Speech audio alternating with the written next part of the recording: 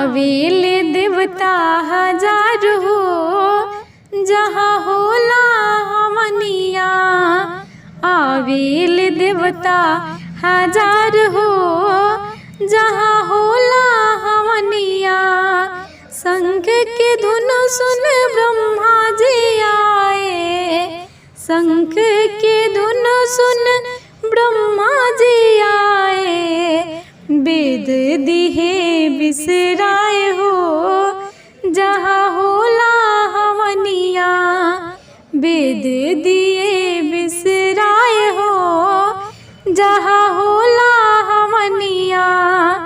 आवेल देवता हजार हो जहाँ होला हमनिया। शंख की धुन सुन राम जी आए। शंख की धुन सुन राम जी आए। धनुष दिहे बिसराए हो जहाँ होला हमनिया। धनुष दिहे बिसराए हो जहाँ होला हमनिया। आवेल देवता हजार हो जहाँ होला हमनिया। शंख की धुन सुन शंकर जी आए। शंख की धुन सुन शंकर जी आए। सर्प दिहे बिसराए हो जहाँ होला हमनिया।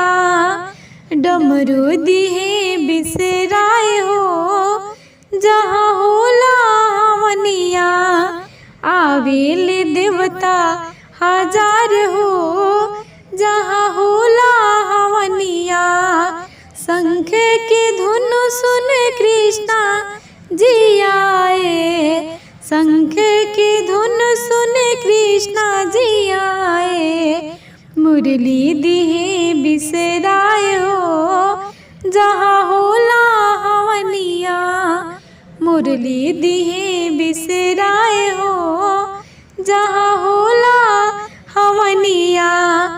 आवेल देवता हजार हो जहाँ होला हमनिया। आवेल देवता हजार हो जहाँ होला हमनिया।